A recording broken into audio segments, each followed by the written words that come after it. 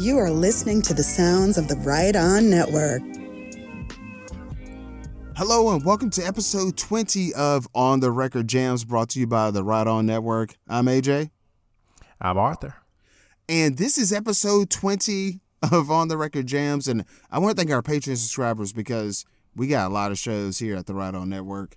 And the reason why this one is here is because of your support. You went to patreon.com/Right On Network. And I want to start off by thanking Alan Wright. He's boldoutlaw.com. DJ Merc.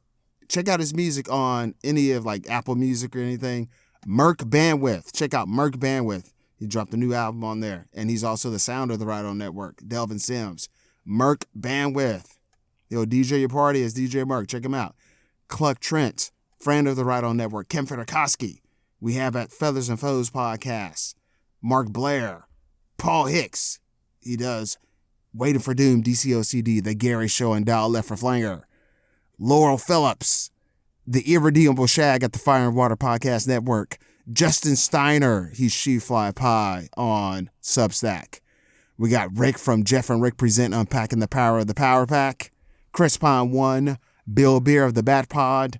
April 5K, check her out on Straight Out of the Federation of Blake 7 Podcast. The great and wonderful Jordan Holt and Clinton Robeson of Fan Film Fridays and Coffee and Comics. Thank you so much for supporting us with our overhead at patreon.com/Right On Network. And if you're a patron, go there because we have exclusive videos of me doing unboxings. You got to check this out. Unboxing videos. Come on, it's all the rage in Trenton, New Jersey. But let's talk about something else that's also the rage in Trenton, New Jersey. Arthur, can you tell the people what we are bringing on the record for episode 20? For episode 20, we are going to Junie Morrison, and we are doing Suzie Thundertussy. That's Tussie with a T, so we can't be canceled. This is funk in your face. This is 1976. This is after Junie left the Ohio Players. So if you know anything about the Ohio Players, they are a group that changed lineups a lot before they started having hits. But the early 70s Junie and Ohio Players collaboration, that was like Ecstasy and Pain and Pride and Vanity and all of those songs that have been sampled all over the place. But then Ohio Players changed labels and Junie stayed behind and did a solo career. So he made about 3 albums by himself. He went over to join back up with the P-Funk crew, and then he made 3 albums around with that group. Also, he did a lot of work contributing to some of the most popular of the P-Funk music. So Junie Morrison's in the background doing some musical directing for like One Nation Under the Groove, like those late 70s, early 80s P-Funk albums. Like there's a lot of hits on there, and a lot of that has a lot to do with Junie. But before that, we had Junie by himself without Ohio Players and before the P-Funk, and it gave us Suzie Thundertussy. I could go on and on about what I think of that band, Ohio Players, what I think about how Junie influenced them even after he was gone. Like the high vocals in the background stayed even though it wasn't Junie. But man, it's like free-flowing, inspirational type stuff that people took and really wanted to do, man. They really wanted to get that funk out there, and Junie is one of these, in some cases, in some circles, unsung heroes of the funk, man. Like, what do you know about Junie before I go into things about this song? Now, as far as me being conscious of Junie's career and output, not much. So, like, if I ever heard something or whatever he had his fingerprints on, I wouldn't have known, like, oh yeah, that's Junie Morrison. So all of this has been an education for me. Excellent. Also, for the people who love the raps, this song was sampled by the guy from Chicago and Kendrick Lamar and Madlib for No More Parties in L.A. So okay, I thought Madlib sampled it and gave it to them. Right. So Madlib allegedly sent a large number of songs to the guy from Chicago that people don't like to talk about anymore. And this was one of the songs that he picked. And yeah, it was they went to town on it. So that's a really good song. And come to find out, the source material is a great song as well. I will say this. Okay, so we're 20 episodes in on the Record Jams. This record, Suzie Thundertussy, this is my favorite song that we've done so far with a bullet. I think this is an achievement in human history. I think, like, you know, people, they want to make their mark on the world. They want to leave a legacy and be remembered. Junie Morrison did it. He did it. This is like, there's like this picture of Bob Dylan. I don't know if it's like insinuating like this was the moment, like when he finished like a Rolling Stone. It's like he's kind of like we did it. This song, this did it. To me, I feel like this record is everything. You got the high pitch background vocals where, you know, it sounds like women doing it, or it could be him doing some studio trickery with the wizardry with the vocals. You got this guy, Junie Morrison, being a leading man on these vocals. It's this is the best Crazy Uncle anthem of all time. It's funny, it's serious and dark. It's chasing a victory, but maybe you might have got to go through some darkness to get to that victory, and it's kind of melancholy and sad that way. I think, I don't know, like when you hear it, you're kind of like, this is wild. But when, like, I probably listened to this like 81 times within a month. Everything is in its right place. All of this is deliberate. This guy's telling you a story. This the tempos, they change, you know, always like that, where things are changing on a dime. I was looking everywhere to see, like, did someone cover this live? I couldn't find anything. But I think this record is everything. Nice. Yeah, the bridge is insane. I mean, just the say that you want me, baby, you got me. I want a super groupie. Suzie Thundertussy. Just like that, the desperation. Like, I want you. I want this groupie. Like, I miss you. I gotta have you. What a groupie you were. It's so funny and weird and crazy, and like you said, so many things. There's a certain amount of desperation to the sound, the way it's delivered. Like, it's still catchy. And it's almost like some kind of like show tuney type chorus that doesn't match the straight ahead funk of the verses or the music of the verse. But sounds like the Bee Gees or something. Yeah, Junie himself is like saying this is probably the most fun he had playing bass on any record he played on. But it's like it's got that classic Ohio Players type of swing to it, like that early Ohio Players thing that he brought. Clearly he brought that to the group because he kept it once he was gone. So he just kind of kept the party going without the rest of the guys, and this was just his thing. So, man, okay, this is this song is generally about a guy thinking he's turning into a star. And he gets to a place, and here comes this groupie that's going to kind of help him, promising to help him be a star. And he thinks, well, she's, you use the word groupie. Usually that's not a positive thing. Like, that's somebody hanging on to you. But then the way the song unfolds, it's kind of like, is she hanging on to him, or is he hanging on and wishing he still had her? So I think I like the trickery to it. But, so Los Angeles is a lonely sort of place, even for a boy's first embrace.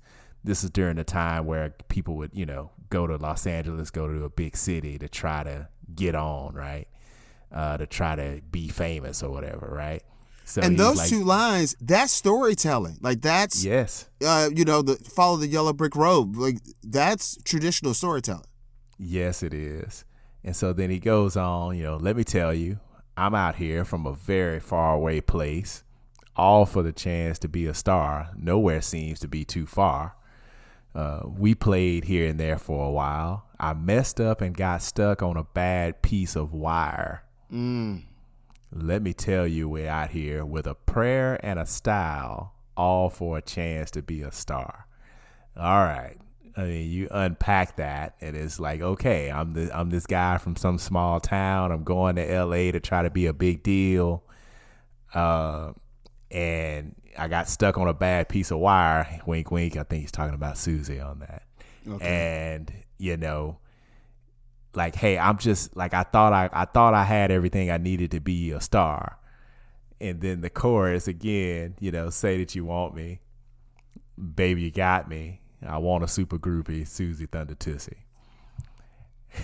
What else is there to say? And he's doing the thing where, those funk singers love singing multiple songs at once during a chorus. So you got the say that you want me, baby, you got me is the catchy part of the chorus. But in the background, he's like, you told me you would make me. You said that you could make me a star, but a star, that's what you are. And it's like, that's kind of where the hint is, right? Like, hey, like you're trying to make me a star, but I think you're a star. Like, I don't know if you get it. Like, you're supposed to be you're a super groupie. Like, you're not just a groupie, you're a super groupie. So he goes into the second verse and he's like, I feel like this is my favorite line on the whole song. I feel like a million or more. Woo! Ever since the day Suzie walked through my door, let me tell you. I buy my ranch from the most expensive skies now that I'm a star, a.k.a. I buy land in an expensive place to buy land. My rise is a scene galore. Friends, I can buy them by the score, my lord. But the girl who made me, I never see her anymore now that I'm a star. That's good stuff. In a short period of time. And in the verses, the guitar where it sounds like a countdown to madness, it's so much going on. You said that Junie Morrison said that this was the most fun he ever had playing bass on a record. At the end of this song, the bass is going out of control. Yeah, I mean, he was, because this is during the era of bands, right, where bands would give the drummer some, and then the guitar guy would get some, and then the keys would get some, and if there was horns, they're only there to get some. Yeah, horns don't come. The horns don't come in shy. Like a horn on a funk record is gonna be serious business every single time. And Ohio Players and Junie, there was gonna be some horns in the house on most of their big records, right? So it's kind of like, I think you call it like showtime all the time. So everybody's just going to town all over this record. And I know you and I were talking about like Junie's vocals on this. He just went off through the whole thing. So even during the verse, he's just singing. He's almost like singing at Super Saiyan the whole time. Like he almost doesn't have a place to go up to. Like if people want to break down, a funk record, sometimes the vocalist is just given too much free reign and they don't have a place to go up into because they're just singing so hard throughout the song. But hey, if you know anything about Junie's vocals, you think about Ecstasy or you think about this, he still found a place to go. So when he's doing that chorus the second time, he just loses it. And he just vamps out all the rest of the way for the song. And he gives it everything. And then the confession is there, right? He's doing the, say you want me, Thundertussy. You are my sunshine. I love you, Suzie. I still need you, baby. Like, say that you want me. And it's like, that's like the confession part of the song. Like, hey, I'm calling you a groupie, but really I'm a groupie for you. Like, I want you. And it's like, yeah, it's perfect.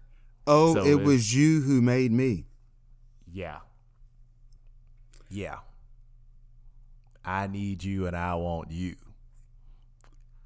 Like, Arthur? Being famous is a big deal, but it ain't a big deal if I can't be, like, I kind of almost look at it like part of me being famous is supposed to include you staying around.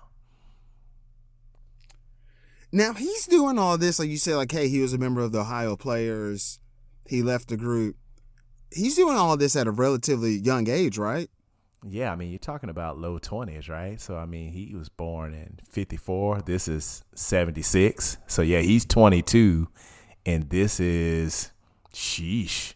By this time, this is his third album. Wow.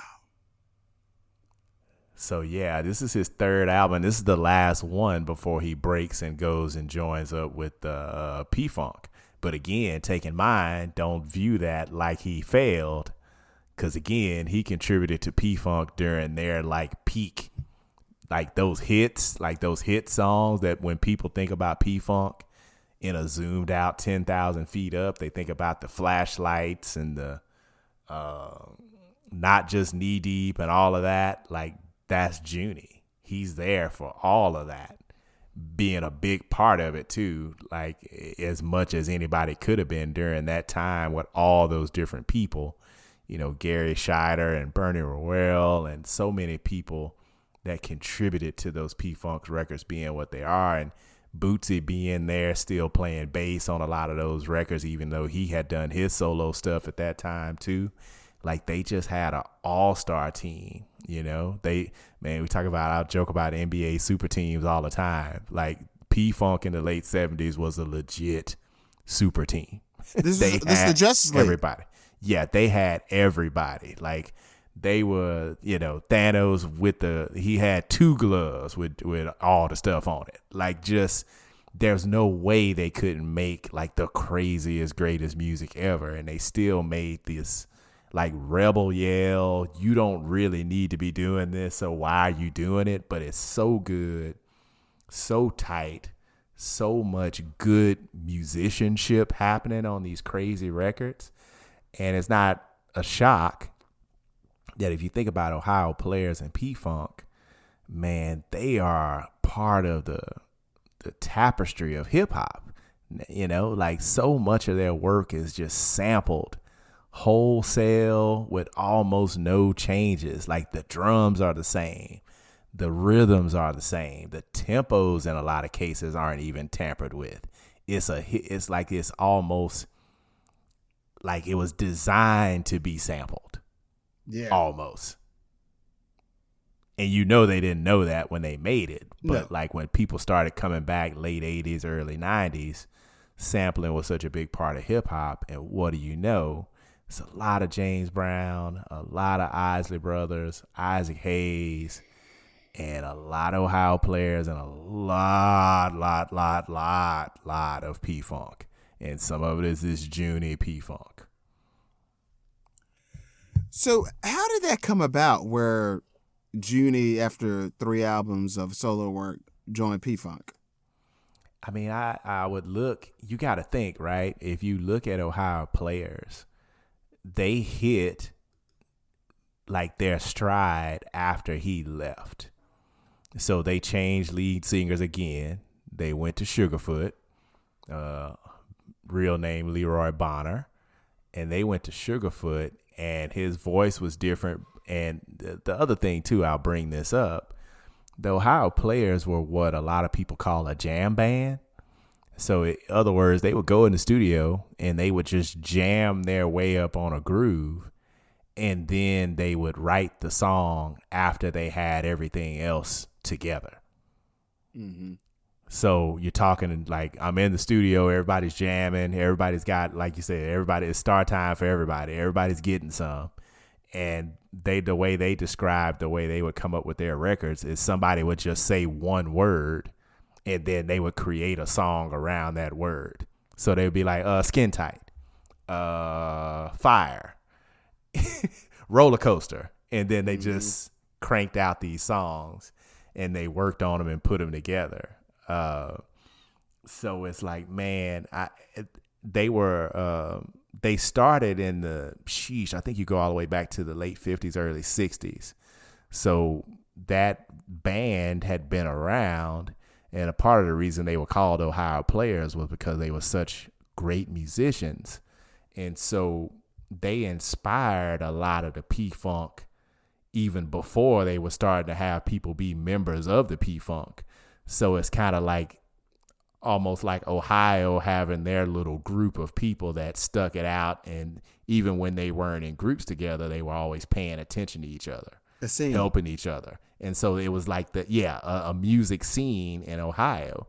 And so that's kind of how they were all around. And then if somebody's like, okay, you're putting out 2 or 3 albums, maybe you don't have the hits, but everybody's hearing these songs and thinking, holy moly, these are great songs. Just because they're not hitting doesn't mean you're not great. Do you want to come over here and be a part of what we're doing? And we think your talent with our visibility, we think we can get you over. You think about how that happens, right? To bring up the guy from Chicago again, you think about how his relationship with Pusha Terrence worked out.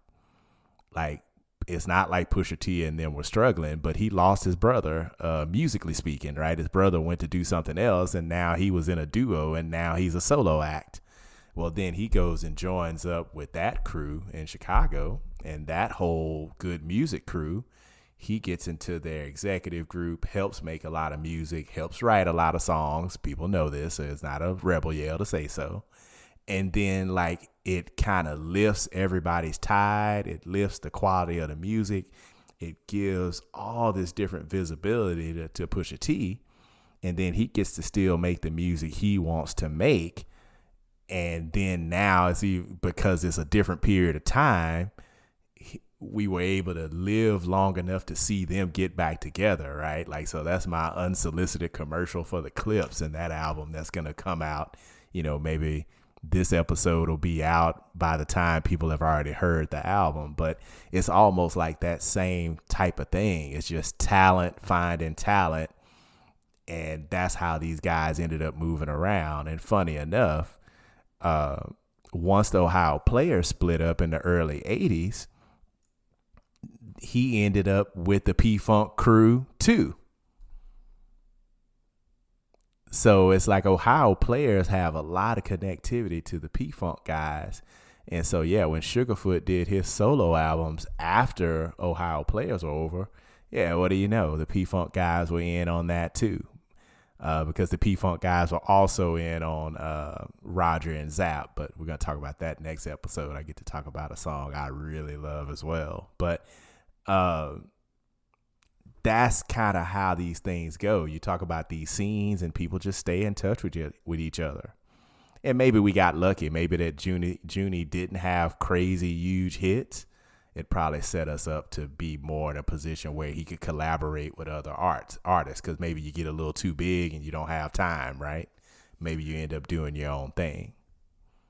Yeah, because if I were like some mogul or whatever, and I wanted to produce movies, and if I heard this Suzie Thundertussy, I would be like, man, we got to get this guy on payroll. I think he gets it to score our movies. Because this is theatrical. It's there's a narrative going on. It's a story.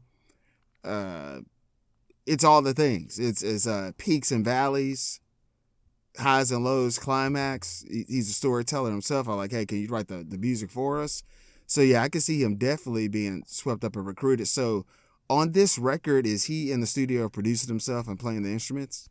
Yeah, the story is that he's doing all of the playing on this. So basically he stayed behind when the Ohio Players switched labels, and he just kind of did I'm in here by myself, one-man band type of thing. And in the mid-'70s, it's not unbelievable that he could have done that, right?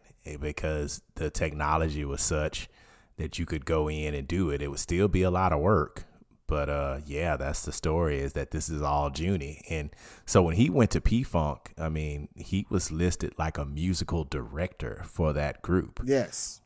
Right. So we're not talking about he just joined and slummed it with him. Like he ended up almost kind of helping take over, obviously, with the hierarchy they already had as far as who's doing the vocals. And you could talk all day about where the money went, but he was really there helping that music along. Is cocaine a hell of a drug? Is it?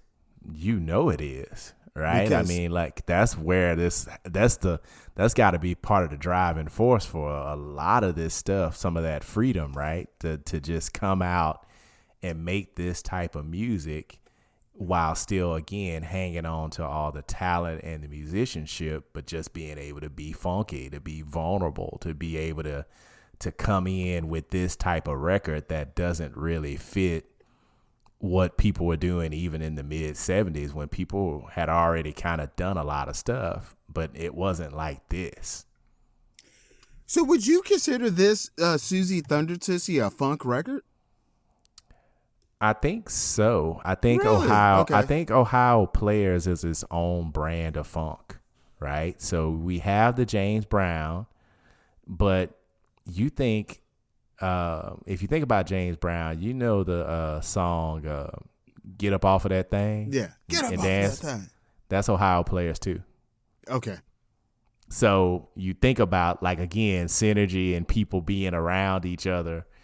These people weren't like out there by themselves doing that stuff, and the Ohio Players are just, no pun intended, they're big players as far as the funk genre goes. Like, they're just, you look around and you start paying attention and they're just there. Like, people from the band are there, people involved. You listen to that music that's all called funk. And you got people, especially now with George Clinton and Bootsy still being with us, they're not shy about saying, oh, yeah, man, we wanted to be like the Ohio Players. Like, when we came in, those guys were older than us, and we saw what they were doing, and we wanted to do our own version of that. Cocaine's a hell of a drug. Yeah, because when I listen to this song, I'm like, this is just some songwriting pop greatness. And like I told you, between recordings, I listened to this like 81 times. I couldn't help but think cocaine's got to be a hell of a drug. Oh, yeah. I'm quoting the Dave Chappelle show from like the early 2000s when they did the Rick James skit, of course. But I was just like, I can't unthink this.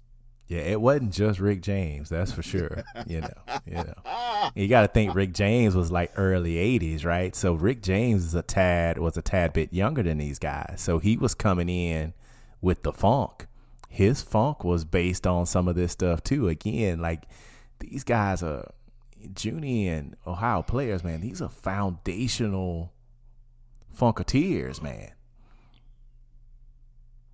And I think the challenge is sometimes different artists came along later, or they lasted longer, or they had bigger hits or more hits or whatever you want to say. But again, you talk to these guys as musicians and they were like, hey, man, we heard Ohio Players and we wanted to do that. You think about another group, Steve Arrington and Slave. Well, they're similar to the Ohio Players, but they came afterwards as well. Like, they were doing the we're gonna jam our way up on a good groove and then we're gonna, Steve Arrington's from Ohio too, right? So they're gonna jam their way up on a groove and then they're gonna just figure out the lyrics later. So it's like, man, they were, man, I don't know if I can overstate what a big deal these guys were to the music of that time and the future right after that, and how much the early 80s, I call it the Jerry Curl music era. Yes. Like the Jerry Curl jams, the roller skating jams, like a lot of that is born out of people trying to come in with their 10-person ensemble, right? And make a bunch of just funky, fun get up and move jams, this is coming from these people, right? Like, it wasn't like they were the only people jamming, but this is a lot of what people were trying to do. Yeah. So did you hear this record before No More Parties in LA? I did. So I was as a kid, when I went back and saw my record collection that my parents had, you know, we had Thriller, we had Purple Rain, we had that stuff. But if you go back into the 70s, there was Isley Brother Records, Teddy Pendergrass, Barry White. But my dad also had the Bootsy album with the Player of the Year with the big Bootsy glasses.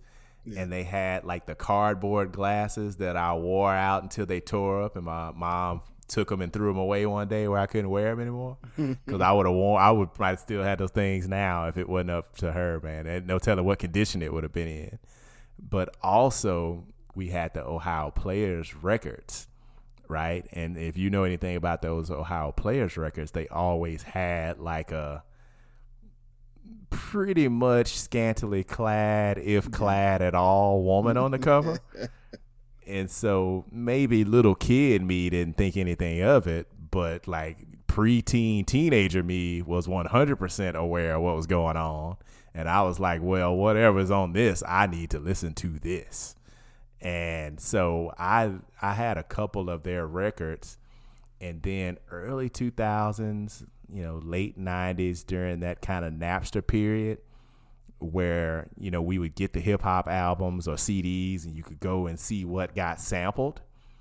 What led me to this song eventually was Brooklyn's Finest. So Jay-Z and Big, they sampled Ecstasy. And that's Ohio Player song. And that's one of the last hits or big songs they had before Junie split off from him. Well, that's Junie on the vocal. So I always kind of had it in my head, like, man, this Junie dude, man, I want to know what happened to this Junie guy. And eventually I made it to his solo work and ran through it. And I stumbled into this album and this song. And I was like, okay, this is crazy good. This and Tightrope and, you know, some other songs that he made, you know, in his career, just hard, funky jams. And so then when it came back around for the sample, I was just overjoyed. As soon as I heard it, I knew what it was. Wow. This, yeah. The first time listening to this is a trip. This is a full-blown trip. The song, it's you know, it's earnest, but I mean, there's fun and humor to it. I just think it's a feat and an achievement in human history, because this song it's unbelievable, because it's like we said, there's desperation in it. It sounds like there's a countdown to ecstasy. Could be positive, could be negative. And just this whole thing of like a hero's journey of, I'm from over here and I went on this journey for this and I had to go over there. So, you know, it's he knows what he's doing. Like I think they said he's a music director in high school. Did he have these 3 albums by the age of 22, you said? Yeah, 22, 23, yeah. Whoa, wow. So... And this isn't music that you can just slap together. Right. And this was after the years of being in Ohio Players and getting them off the ground and being the kind of the front man for a lot of their main hits too, when they would have vocals, because they did do a certain amount of, they were a jam band, right? And before it was kind of just jams and you just never knew how many vocals they were going to have. Like they would do, you know, you think about Pride and Vanity, which is another heavily sampled song. Pride and Vanity is just like bass and drums, and it's hard, and it's a good one. And I thought about doing that one too, but I was like, let's hit this first. But yeah, it's just pride has driven us both apart, and like a couple other lyrics, and only vanity would make you try to hurt me, girl, I love you. And then it's like 2 minutes of everybody getting a piece of it musically, and that's it. And they just do that a couple times and they get out of there. Like in some cases, Ohio players wouldn't even have fully formed songs. So, and even Ecstasy, as much as I love that song, and again, I got back to that based on hip hop. That's one verse and a vamp out. Like, it's not even a full song. So Suzie Thundertussy is like a full-on song with choruses, and it's a chorus that's kind of, again, one of those sneaky double choruses. And there's a lot happening on this song. It's really action-packed, but it's still not too much to understand. And again, like you said, it's a fun listen, and it's a wild listen. He's a wonder kind. He was a wonder kind. Yep, and he pulled it off, man. And even though he didn't, his name was locked in with all the P-Funk guys. So, again, that's just not a name you hear all the time. You don't hear people saying Junie Morrison all the time. Mm-mm. But it's interesting when you dig in, and some of the artists that, have a lot of love now. Again, the guy from Chicago, Andre 3000 is a big fan as well. It sounds very Andre 3000 with the delivery. I know Andre 3000 was studying this. Right, trying to figure out how to get this wide open and this free, but still be making something that's follow. It's funny how a lot of funk music is accused of being just like completely without rules, but there's, this thing is hitting on the one, and this thing does have choruses, and like there's a story being told. So it's all like some of the hallmarks of good songwriting and basic song structure is there. It's just, what do they pack it with vocally? How do you mix in the background vocals when you're by yourself and you're doing these super funky high vocals, and then you're trying to do a lead man vocal and you're doing a vamp out, and like he got all of that done on this song. Like, I agree, it's an accomplishment. It might be, I'm not a ranking guy, that, but this might be the most, if you only listen to one Junie song, make it be this. and if you don't get it after that, then okay, but like it's a showdown. And then listen to other Junie songs, because I listened to two of the albums. They're great.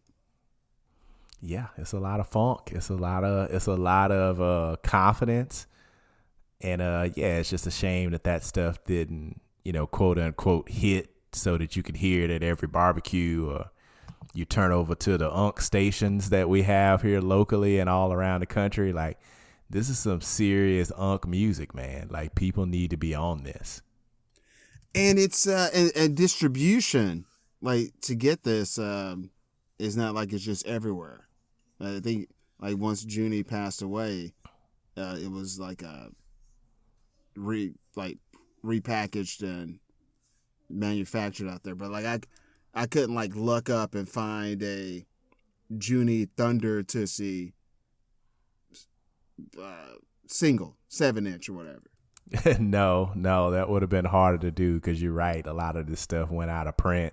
Out of print, yes, thank you. Yeah, out of print. And that was a big issue, and that's why I didn't hear it initially when I heard Ecstasy, because even during that time, the earlier Ohio Players albums maybe they weren't completely out of print, but they weren't easy to get your hands on, and maybe you had to get a Japanese print of it, which meant $25 back then, and it was like, okay, are you going to jump out on that if you look at that track list and you don't know it? Like, you don't know the songs. You don't know, oh, okay, such and such sampled this for this. Okay, let me get this to see what's on this. And, again, you think about your parents' record collection, it was just a limit to how much music you could have at one house. It's just, no matter how much money you were making, like, you just couldn't get, the availability of music just wasn't there. Whereas now we could just go, type in a name, and whether it be YouTube or one of the streaming services or whatever,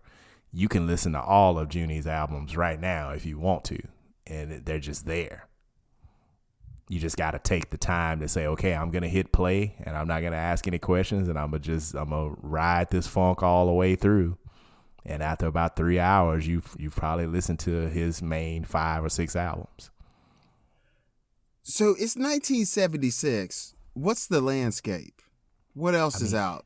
When you think about 1976, I mean, that's Marvin Gaye, I Want You era. That's also Stevie Wonder, Songs in the Key of Life.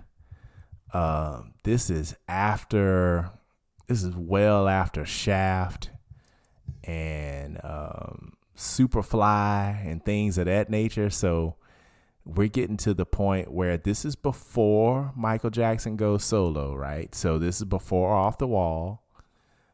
So, but you got disco happening during this time, and they're making these types of records, right? Like, this is not a disco record at all. At all.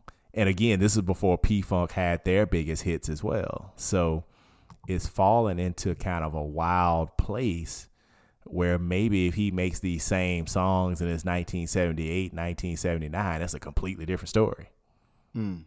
Because people would have been more ready, because the music is danceable. Maybe the tempo isn't right for disco dancing, but these things, again, they could have fallen into that unk jamming, like Isley Brother type era, because the Isley Brothers were full speed ahead by 1976. They were already in their, their core run of their music too. So if you think about what's happening with R&B and funk at that time, like the funk is already out there. So people are starting to get with it. But again, I look at it like Ohio Players was hitting with a slightly different version of that. And, Junie was still kind of in the right place doing the right kind of music, but he was still a little early to be as free flowing as he was. Wow. Final thoughts about this one, Arthur? It's like you said, it's an accomplishment, man. It's a jam. The unks need to be all over this. I need to see people with elaborate outfits on dancing to this in dimly lit clubs. Like this TikTok, somebody needs to do a TikTok with this song and just like run it all the way up, man. Where people can get their ears around how great this record is. Cause I'm glad it worked on you, right? And you heard it and you were like, oh man, what is this? Like, wow. I had to go on long walks and just hit repeat. I bought it on Apple Music and put it on my phone. I'm like, I need more of this. This will be my drive into work music. This would be like it could be walkout music, but I know with the no parties in LA, it really like upped the like eyeballs on this, and that's a good thing. Yeah, it was a good thing. I mean, Madlib he's a monster. I mean, some of his, if you want to have a great time, just get a list of songs that Madlib has sampled and just listen to those songs. And I'm kind of a sample junkie in that way. And Madlib is one of the very rewarding producers that if you just follow behind the records that he samples, you will be jamming up a storm. Gosh, dog. This song, guys, I hope you listen to it before listening to us, but after this episode is done, just go back and listen to it again. It's phenomenal. Yes, and then listen to Ecstasy by the Ohio Players, and that's more Junie. That gets you more Junie in your face. And that's like a 2.5 minute song that could have been 10 minutes and it would have felt the same way. Cause it's quick, it's harsh, it's great. It's kind of in the same vein as this. Musically strong, vocally special. Like it's good stuff happening when Junie is on the lead, man. So guys, tell us about like your history with funk music. How'd you come across it? Is it something that you listen to often? Not much at all? And let us know what you thought about Suzie Thundertussy by Junie Morrison. And how can they reach out to us, Arthur? Okay, we got On the Record Jams on the Twitter or the X. We have On the Record on Facebook. We have ontherecordjams@gmail.com. Yeah, we will read emails too. We have OTRJ on Bluesky. We also have our YouTube where we post the episodes, and we can keep the conversation going there as well, because we're old enough to be from the message board era. So if you send a message, we will see, oh, it's a new message. I can go read that too. So, I mean, overall, we post a lot of our episodes in these different places. I know you and I both will jump in on a little bit of music discourse here and there.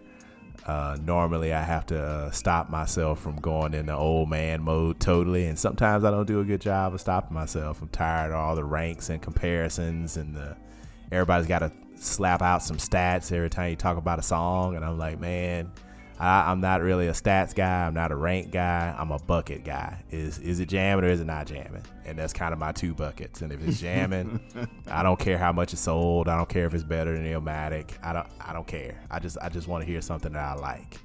I can't argue with that, Arthur. So, hey, guys, until next time, keep your lamplight trimmed and burning. And keep jamming. Suzie Thundertussy, forever. Please. Cocaine's a hell of a drug.